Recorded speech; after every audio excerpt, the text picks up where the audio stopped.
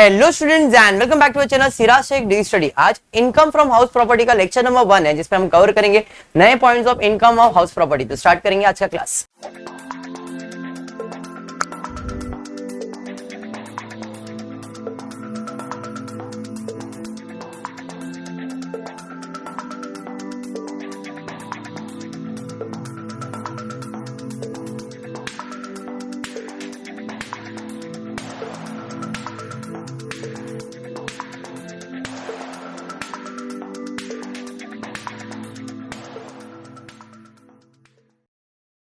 अच्छा देखो, अभी टैक्स के अंदर हमने एक पिछला टॉपिक जो खत्म किया था वो इनकम फ्रॉम सैलरी था। मैंने आपको इसके पहले क्लास में बताया कि एक इंडिविजुअल इंडिया में अगर ऑर्डिनरी रेसिडेंट, नॉन ऑर्डिनरी, कोई भी टाइप का रेसिडेंट है तो 5 सोर्स ऑफ इनकम जनरेट कर सकता है, जिसमें पहला था इनकम फ्रॉम सैलरी, दूसरा इनकम फ्रॉम हाउस प्रॉपर्टी। अब ये इनकम फ्रॉम हाउस प्रॉपर्टी क्या होता है पहले समझते हैं हर्ष। इनकम फ्रॉम हाउस प्रॉपर्टी मतलब बहुत पैसे वाला इंसान है ये, इसके बाद बहुत प्रॉपर्टीज पड़े, बराबर है, भाड़े पे देगा, इनकम जनरेट करेगा, इसे कहते हैं इनकम फ्रॉम हाउस। बेचना नहीं है, भाड़े पे देना है। समझ में आया? भाड़े पे देना मतलब लेट आउट करना, लेट आउट मतलब भाड़े पे देना। समझ में आया क्या? थोड़ा हाई फाई वर्ड है, लेट आउट, भाड़े पे देना, ये याद रखना, ठीक है। तो एक इंडिविजुअल के पास कितने टाइप के प्रॉपर्टी हो सकती है? सर प्रॉपर्टी में तो एक ही टाइप होता है, प्रॉपर्टी, बट बोलूंगा गवर्नमेंट के नजर से देखो तो उसके अंदर 4 टाइप के प्रॉपर्टी हो सकते हो। कौन से आयुष? तो पहला हो सकता है एलओपी। एलओपी एलओपी एलओपी का मतलब है लेट आउट प्रॉपर्टी, भाड़े पे दिया हुआ प्रॉपर्टी। पूरा साल मतलब 12 महीना भाड़े पे था ये प्रॉपर्टी, इसे कहते हैं एलओपी, लेट आउट प्रॉपर्टी। पूरे साल के लिए भाड़े पे दिया प्रॉपर्टी। समझ में आया? लेकिन अगर करी ना, इसके आगे वर्ड आ गया वीएलओपी। वीएलओपी मतलब वेकेंट लेट आउट प्रॉपर्टी। वीएलओपी का मतलब है वेकेंट लेट आउट प्रॉपर्टी। अब ये वेकेंट लेट आउट का मतलब है कि साल भर में कुछ 1 महीना, 2 महीना, 5 महीना वेकेंट रहेगा प्रॉपर्टी। आपके प्रीवियस ईयर में ही बात कर रहा हूं मैं, टू बी क्लियर। आप पिछले साल उस प्रॉपर्टी के साथ क्या कर रहे थे वो इंपॉर्टेंट है। प्रीवियस ईयर में वो प्रॉपर्टी लेट आउट था क्या वेकेंट लेट आउट था, बराबर है। तीसरा है पड़ा है, मुझे भाड़े पे नहीं देने का, मेरी मर्जी, प्रॉपर्टी मेरा है, बट गवर्नमेंट कहता है कि भाई तुम्हारे लिए रहने के लिए घर अगर है और तुम्हारे पास और एक घर पड़ा है, अब उसे भाड़े पे दो ना, इनकम जनरेट करो। तो बोलेंगे नहीं मुझे नहीं देने का है, तो गवर्नमेंट उसे deem to be let out property बना देगी। डीम मतलब बाय डिफॉल्ट वो भाड़े पे आ सकता है और उससे आप इनकम जनरेट कर सकते हो। DLOP, deem to be let out property. उसका इनकम कैलकुलेट किया जाएगा, गवर्नमेंट उसके ऊपर टैक्स चार्ज करेगी। आप भाड़े पे नहीं दे रहे हो, आपकी मर्जी, आप भाड़े पे दो, इनकम जनरेट करो। बता रहा हूं, नहीं किया इन केस भाड़े पे नहीं दिया, मेरे पास प्रॉपर्टी में खुद रह रहा हूं और एक पड़ा है सही, तो जो पड़ा है वो प्रॉपर्टी, जहां मैं रहता हूं वो प्रॉपर्टी, दोनों में हम कैलकुलेट करेंगे जीएवी। उस दोनों प्रॉपर्टी का हम कैलकुलेट करेंगे जीएवी, ग्रॉस एनुअल वैल्यू। और उसमें से सबसे ज्यादा जिसका जीएवी आएगा ना, उसे मैं बोलने वाला हूं एसओपी, सेल्फ ऑक्यूपाइड प्रॉपर्टी। और जो दूसरा प्रॉपर्टी रहेगा उसे गवर्नमेंट बोलेगा डीएलओपी बनाओ। मतलब तुम भाड़े पे नहीं दे रहे हो, मत दो। हम क्या करेंगे, दोनों प्रॉपर्टी का वैल्यूएशन निकालेंगे, जिसमें सबसे ज्यादा वैल्यूएशन है भाई वो तुम्हारे पास रखो, तुम उसमें रहो, और जो दूसरा बच गया उसे तुम भाड़े पे दो। उसे deem to be let out कहते हैं। बात समझ में आया? Deem to be let out and SOP, self occupied property. तो गवर्नमेंट के नजर में प्रॉपर्टी में 4 टाइप के प्रॉपर्टी है, एलओपी, वीएलओपी, डीएलओपी, एसओपी। खुद के रहने का घर एसओपी, बाय डिफॉल्ट भाड़े पे जाने वाला घर डीएलओपी। भाड़े पे दिया है लेकिन पूरा साल भाड़े पे नहीं दिया है, कुछ 1-2 महीना वेकेंट है, वीएलओपी।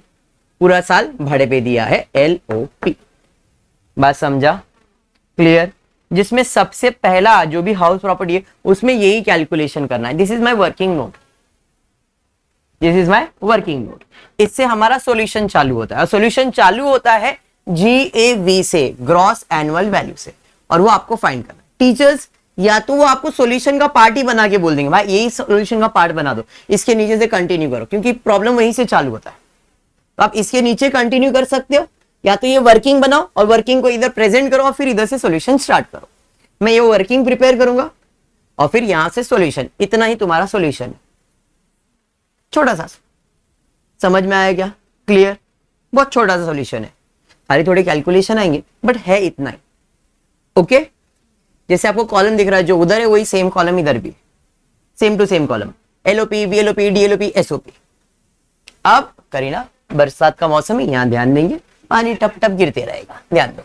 LOP, VLOP, DLOP, SOP में सबसे पहला कैलकुलेशन होगा GAV का, ग्रॉस एनुअल वैल्यू। एक एक करके सॉल्व करेंगे। अगर मेरा प्रॉपर्टी LOP है तो मुझे फेयर रेंट और म्युनिसिपल वैल्यूएशन ये दोनों क्वेश्चन में दिया है कि चेक करना है। मैं अभी चेक मत करो, अभी इधर देखो, चलो ये देख रहे दिया है क्या, पहले समझ तो लो। बोला नहीं कि देख लेते, हाँ दिया है क्या करने का आयुष लोग का, इधर ध्यान देने का। Balance brought down, fair rent municipal valuation, fair rent municipal whichever is higher. ये दो अमाउंट में विचएवर, सर फेयर रेंट नहीं दिया रहेगा, डैश कर दो ना, फेयर रेंट नहीं दिया सर म्युनिसिपल, डैश कर दो तो ये डैश आ जाएगा। नहीं दिया रहेगा तो टेंशन नहीं है, दिया है जो भी दिया उसका अमाउंट लिखो, फॉर्मेट वाइड कर लो। Fair rent municipal valuation whichever is higher, fair rent municipal valuation whichever is higher, fair rent municipal valuation whichever is higher, fair rent municipal valuation whichever is higher, सब में same.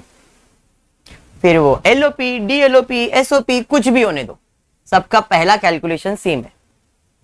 समझ में आया? Fair rent municipal valuation whichever is, इन दोनों amount में जो सबसे बड़ा अमाउंट रहेगा वो इधर लिखने का।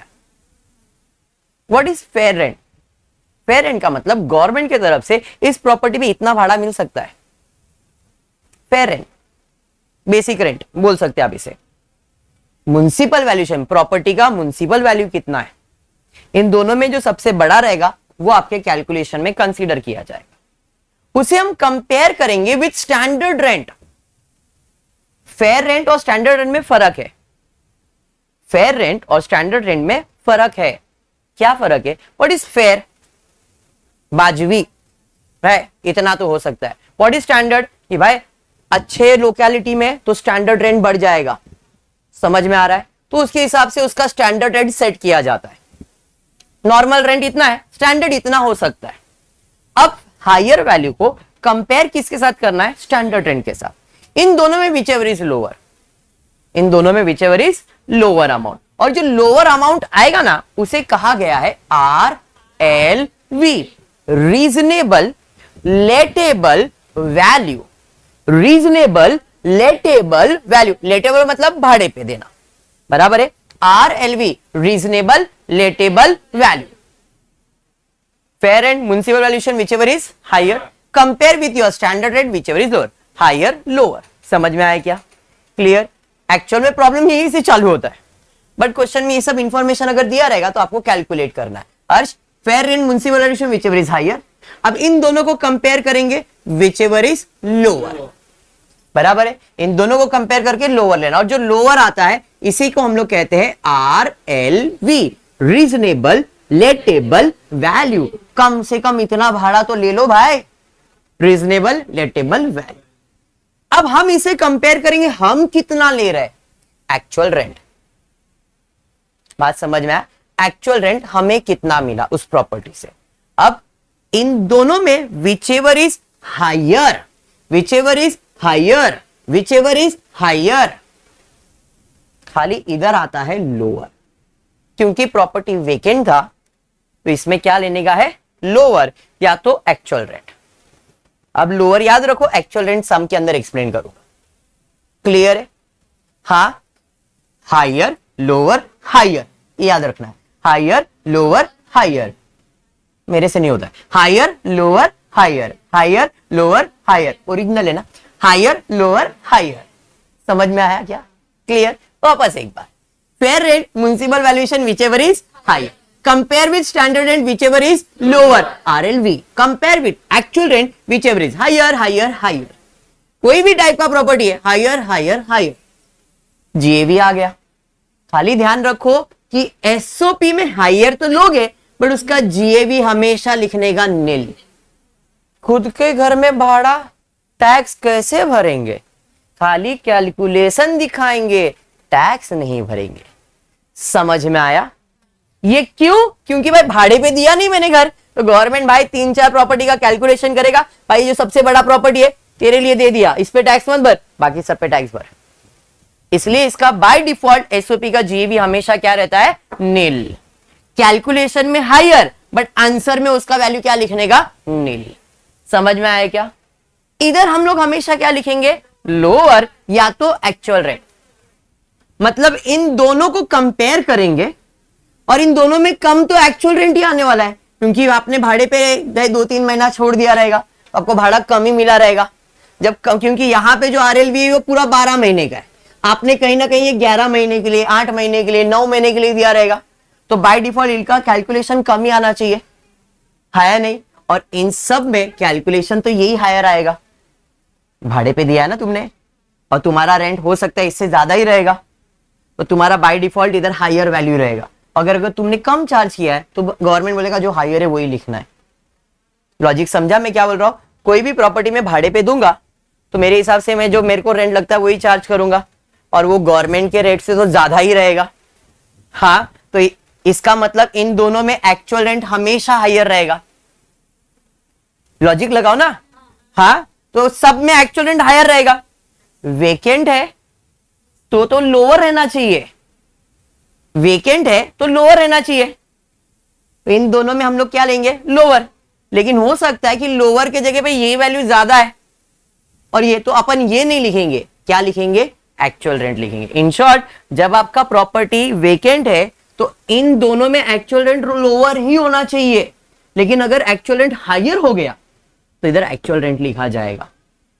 सिंपल भाषा में एक ही चीज याद रखो, वेकेंट में जो एक्चुअल रेंट है वही आने वाला है, फिर वो हायर है या लोअर है।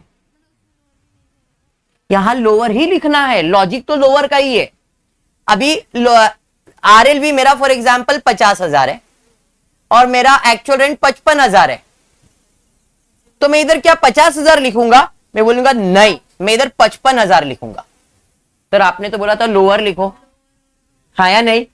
बराबर। लेकिन लोअर में एक्चुअल रेंट तो ज्यादा दिख रहा है, तो इधर मैं क्या लिखने वाला हूं? एक्चुअल रेंट 50,000 है, 45,000 है, तो 45,000 ही लिखूंगा ना मैं। इधर लोअर ही लिखा मैंने। इन शॉर्ट मैंने लोअर नहीं लिखा, मैंने क्या लिखा? Actual rent. मैं ये एक्सप्लेन कर रहा हूं, समझ में आया क्या? एट द एंड आपको एक्चुअल रेंट ही लिखना है, और हर केस में वही है। खाली वो लोग ट्विस्ट क्या दे रहे, याद रखना कि इधर लोअर वैल्यू लिखना है, लोअर ही लिखना है। इधर हमने लोअर 50 नहीं लिखा, इधर हमने 55 लिखा। एक्चुअल रेंट ज्यादा था, वेकेंट था, फिर भी रेंट ज्यादा चार्ज हुआ है। कळलं का दादा? म्हणजे काय लिहायचं इथे? Actual rent. ज्यादा दिमाग चलाने का नहीं। बैठ गया दिमाग में? कुछ डाउट? पक्का? बढ़ सकता हूं आगे? तो आपका प्रॉब्लम अगर यहां तक आ गया है तो यहां से क्वेश्चन स्टार्ट हो जाएगा। अब यहां पे higher value, higher value, higher value, higher value, lower value, higher value, nil. SOP का जीएवी हमेशा नील रहेगा। कैलकुलेट करोगे बट यहां पे नील, यहां पे जो अमाउंट रहेगा वही लिखना है आपको, इधर नहीं। अब प्रॉब्लम स्टार्ट होता है इनकम कैलकुलेशन का। तो इनकम फ्रॉम हाउस प्रॉपर्टी का कैलकुलेशन आपको मालूम है, हेडिंग में यहां पे नेम लिखते हो, पीवाई लिखते हो, रेसिडेंशियल स्टेटस लिखते हो, असेसमेंट, ये सब में सेम। ये आपको याद रहेगा, आपको मैंने पहले लेक्चर में बताया है। अब इधर आपको कुछ ना कुछ अमाउंट तो होगा ही होगा, इसमें माइनस करना है म्युनिसिपल टैक्स पेड। अब देखो हाउस प्रॉपर्टी टैक्स पे करते हो आप लोग, सब लोग यहां पे भी सब टैक्स भरते ही हो। तो जो भी ओनर भाड़ोतरी नहीं, भाड़ोत्री को इंग्लिश में बोलते हैं टेनेंट, लिख लो टेनेंट। क्या बोलते हैं? टेनेंट। भाड़ोत्री ये अपने को मालूम है, टेनेंट मालूम नहीं रहता है तो लिख के लें। अगर टेनेंट भाड़ोत्री आपका टैक्स भरता है, प्रॉपर्टी टैक्स भरता है, तो यहां पे डिडक्शन नहीं आएगा। म्युनिसिपल टैक्स पेड होना चाहिए और पेड बाय ओनर होना चाहिए, टेनेंट नहीं। अगर ओनर ने टैक्स भरा है तो इसमें से माइनस किया जाएगा। सर इधर डैश, इधर डैश, मतलब इसको टैक्स नहीं भरना है, इसके लिए टैक्स नहीं है, तो इधर नील। इसने जितना भी टैक्स भरा है प्रॉपर्टी टैक्स, इसको कुछ भी नहीं आएगा, इट इज ऑलवेज नील। किसको? एसओपी को। बात समझा? बाकी इधर जितना भी ओनर टैक्स भरेगा वो सब माइनस होगा, माइनस होके आंसर आएगा जिसे कहेंगे NAV, net annual value, NAV. जैसे आपने ग्रॉस टैक्सेबल सैलरी निकाला था, आपको याद होगा सैलरी, उसके बाद हम डिडक्शन देते थे, वहां पे 16 का डिडक्शन, यहां पे 24 का डिडक्शन। सैलरी में डिडक्शन अंडर सेक्शन 16 है और हाउस प्रॉपर्टी में डिडक्शन है अंडर सेक्शन 24 का। कितने डिडक्शन? 2 डिडक्शन, एक है स्टैंडर्ड डिडक्शन और एक है इंटरेस्ट का डिडक्शन, बराबर है। स्टैंडर्ड डिडक्शन में कितना आएगा? 30% of NAV, 30% of NAV, NAV, NAV nil है, तो इधर एनएवी इसके लिए नील है। अरे बात समझा? समझा? बाकी सबका अमाउंट तो आएगा ही, उसके अलावा आएगा interest, interest, interest, interest, interest. Maximum 30,000 if 31st March 99, maximum 2 lakh if 1st April 99। मतलब क्या है इधर? मतलब ये, अगर आपने कोई लोन वगैरह लिया प्रॉपर्टी पे और वो लोन मार्च 99 के पहले का है, मतलब लोन अप टू 31 मार्च 99 तक का है, तो आपको कितना इंटरेस्ट का डिडक्शन मिल सकता है? मैक्सिमम 30,000। किसको? एसओपी को। मैंने इनके बारे में डिस्कस भी नहीं, इनको जितना है सब डिडक्शन है, खाली एसओपी को 30 और 2 लाख।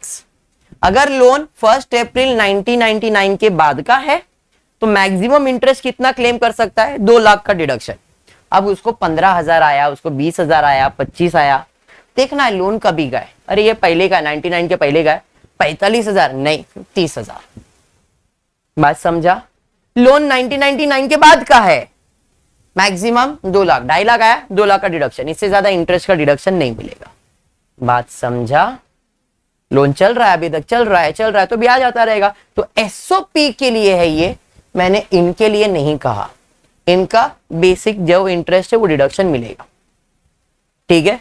और 1-2 पॉइंट है इंटरेस्ट के अंदर ही, बट वो आज के लेक्चर में डिस्कस नहीं कर रहे अपन, समझाइए। जैसे ये कैलकुलेट हो जाएगा तो आपका आंसर आ जाएगा, उसे मैं कहता हूं income from HP, house property. कैसे? ये अमाउंट, ये अमाउंट, ये अमाउंट, ये अमाउंट सब प्लस होगा, टोटल इनकम मिलेगा। खाली ध्यान में रखना ये नेगेटिव अमाउंट आएगा, बाकी सब पॉजिटिव आएगा। सर क्यों ऐसा? क्योंकि ये माइनस करना है ना, और इधर माइनस करने के लिए 0 है, 0 में माइनस करोगे तो माइनस में आंसर आएगा। इधर कुछ ना कुछ अमाउंट तो है, अगर इधर माइनस आया तो माइनस आ सकता है, लॉस हो सकता है, बट 90% तो इनकम ही है, तो ये सब पॉजिटिव अमाउंट रहेगा, खाली ये अमाउंट क्या रहेगा? नेगेटिव। कंसेप्ट बैठा दिमाग में? यही है तुम्हारा हाउस प्रॉपर्टी। इसी टाइप के सम्स आएंगे, थोड़ा बहुत अपने को इंटरेस्ट के साथ खेलना है और ये कैलकुलेशन समझना है। ये डन, इधर आ जाओ, बेसिक डिडक्शन दो, हो गया खत्म। ओके चलिए डिंपल स्टार्ट करते, क्वेश्चन देखते क्या दिया है। अभी जो क्वेश्चन दिया उसे हम लोग सॉल्व कर लेते। Municipal value of a bungalow constructed in 2009 is rupees 24,000 and rent realized is 21,000. Municipal tax borne by the owner Mr. Parekh are 4,000. Cost of repair 2,000 and collection charges is 1,000.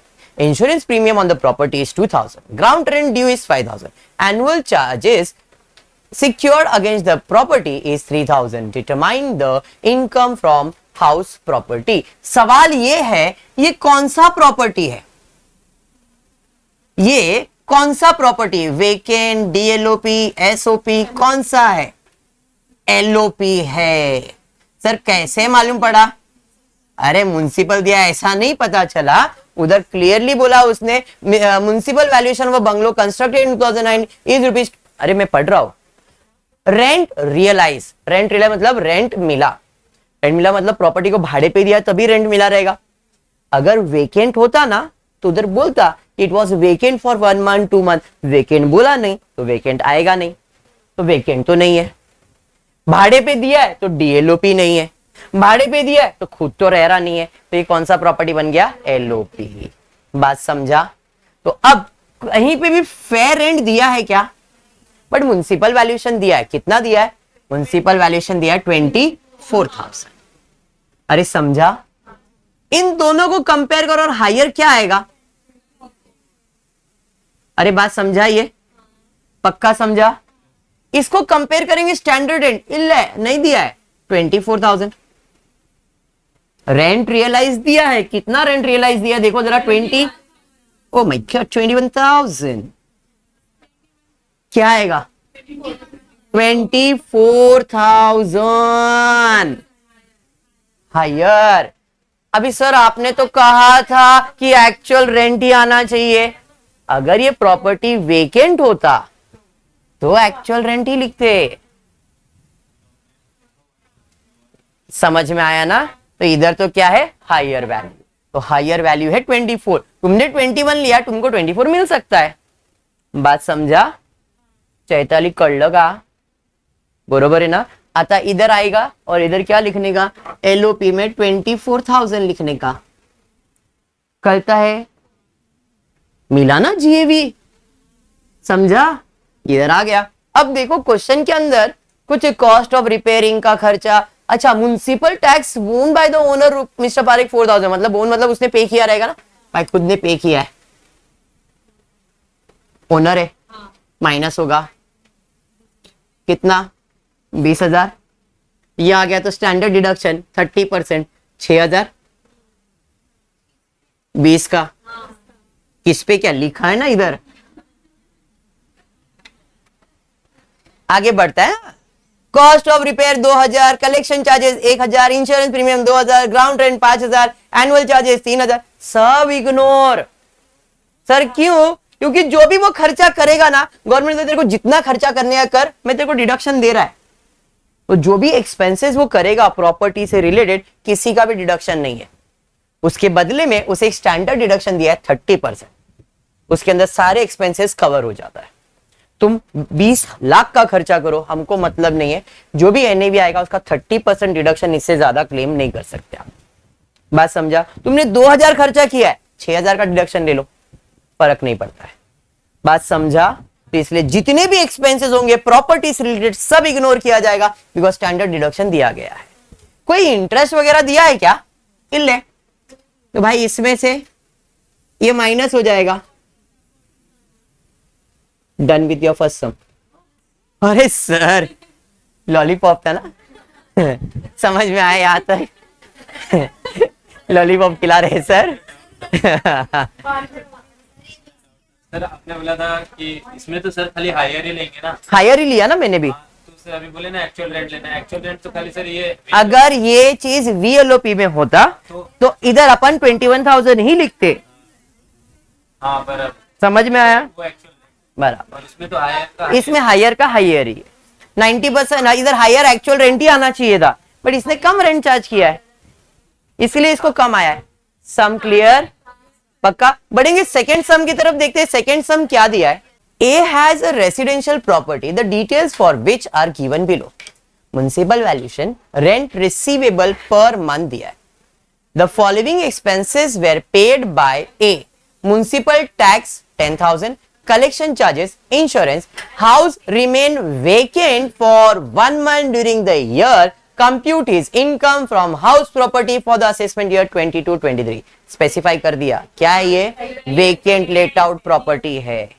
बराबर हर्ष? तो सबसे पहला देखो क्वेश्चन में क्या क्या दिया है। म्युनिसिपल वैल्यूएशन दिया है, फेयर एंड इल्ले 1,15,000।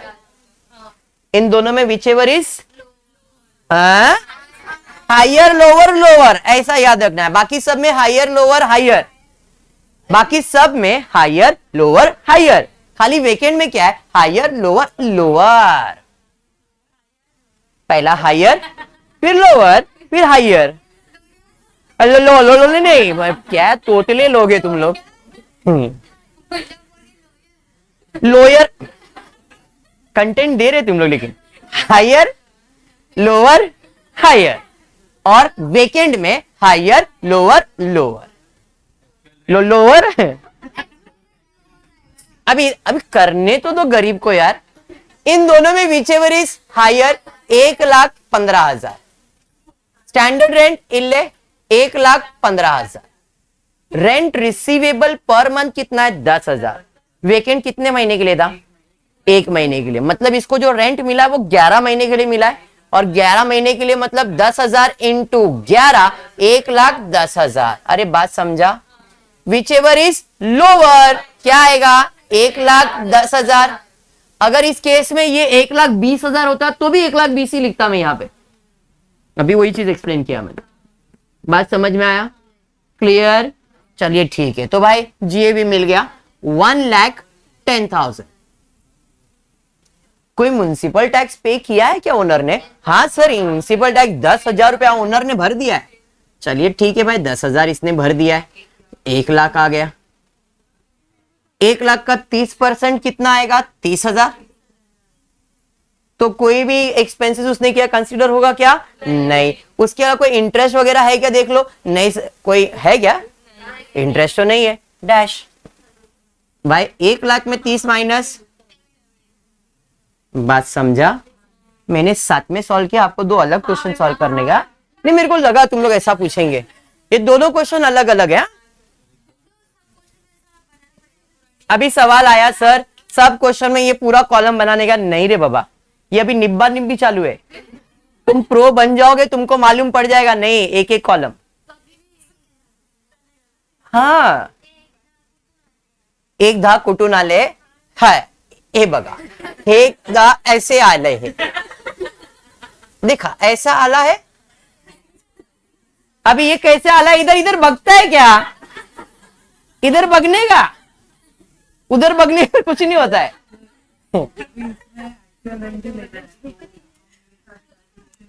अच्छा, very good question, that is a good question. Now आयका सर, जब अपने को यही लिखने का है तो इतना क्यों कैलकुलेट करते? ध्यान दो, ध्यान दो। जब अपने को मालूम है यही लिखने का तो इतना कैलकुलेशन क्यों करने का? क्योंकि इसको मार्क्स है। और सर चाहिए, मार्क्स चाहिए, लिखना।